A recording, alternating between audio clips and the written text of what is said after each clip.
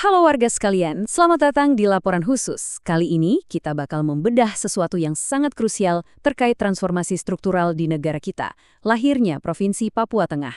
Sebagai warga yang kritis, kita tentu butuh pemahaman yang komprehensif. Jadi, mari kita langsung telusuri wilayah baru ini, mulai dari akar sejarah pembentukannya, sampai misi besar apa yang dibawa untuk masa depannya.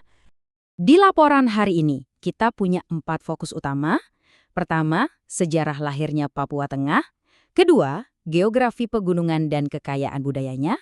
Ketiga, peran vital kota Nabire.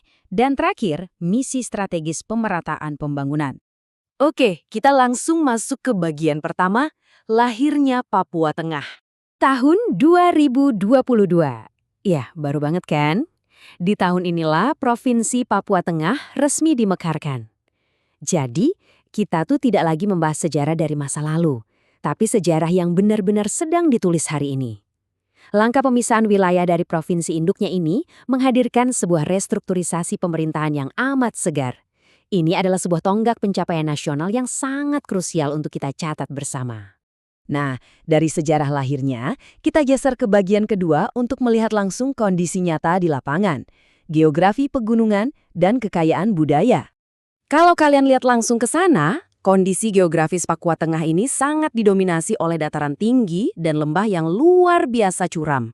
Coba bayangkan, pegunungan terjal ini layaknya sebuah benteng alam atau ibarat rumah Honai raksasa. Buat yang belum tahu, Honai itu adalah rumah adat tradisional sana dan perumpamaan ini sungguh sangat akurat. Rangkaian pegunungan yang sangat tinggi dan menantang ini secara nyata berfungsi memeluk dan menjaga wilayah pedalamannya dengan amat erat. Sebuah lanskap alam yang mendalam, curam, sekaligus megah. Dan tahukah kalian, medan yang terjal dan isolasi fisik yang mendalam ini justru membawa satu dampak yang luar biasa. Pelestarian budaya lokal yang sangat kuat. Benteng alam yang kita bahas tadi itu secara langsung menjadi tameng yang melindungi tradisi-tradisi yang sudah ada sejak ratusan tahun lalu. Salah satu contoh masyarakat lokal yang berdiam di balik kokohnya pegunungan ini adalah suku Ani. Budaya mereka tetap kaya dan utuh, dan itu sebagian besar karena alam itu sendirilah yang menjadi pelindung utamanya. Lalu pertanyaannya, dengan lanskap alam yang begitu menantang, dari mana Oratna di wilayah ini dikendalikan? Kita masuk ke bagian ketiga, Nabire sebagai jantung pergerakan. Di tengah kondisi geografis yang serba sulit dan terisolasi tadi, Nabire hadir sebagai kota yang paling krusial. Kota ini berfungsi murni sebagai urat nadi, sebuah pusat penghubung utama yang mengaitkan wilayah pegunungan terjal ini dengan sisa wilayah Nusantara lainnya. Tanpa Nabire, pergerakan logistik, mobilitas warga, sampai urusan administrasi bakal sangat sulit berjalan. Jadi bisa dibilang, Nabire ini adalah pintu gerbang sekaligus jantung yang memompa kehidupan ke seluruh penjuru Papua Tengah. Dan coba tebak, seberapa masif denyut kehidupannya? 1,5 juta jiwa. Skalanya luar biasa kan? Kurang lebih ada 1,5 juta warga yang menyebut wilayah menantang namun sangat indah ini sebagai rumah mereka. Mengurus, melayani, dan menyediakan akses bagi 1,5 juta orang di daerah dengan geografi yang begitu ekstrim, jelas bukan tugas sepele.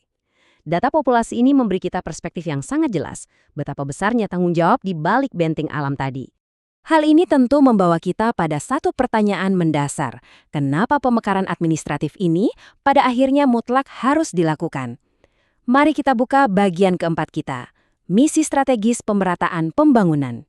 Pemekaran wilayah di negara kita itu tentu bukan sekedar untuk menambah daftar nama di peta saja. Ada misi strategis yang sangat nyata di baliknya, menyebarkan pembangunan. Logikanya begini, upaya ini dimulai dengan memperkuat pusat penghubungnya dulu, yaitu Nabire. Dari situ, infrastruktur didorong keluar dari kota utama, hingga akhirnya secara sistematis menyebarkan pembangunan langsung menembus wilayah pedalaman Papua yang selama ini terisolasi secara fisik.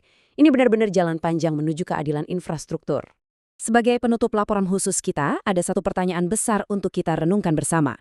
Mampukah status provinsi baru ini benar-benar mempercepat kemajuan di balik benteng pegunungan Papua? Pemekaran di tahun 2022 ini adalah sebuah janji akan pemerataan, dengan Nabire sebagai pusatnya dan 1,5 juta jiwa yang menanti kemajuan tanpa harus mengorbankan budaya lokal seperti suku Berani. Masa depan Papua Tengah adalah sesuatu yang wajib terus kita kawal. Terima kasih sudah menyimak analisis mendalam ini, dan sampai jumpa di laporan khusus berikutnya.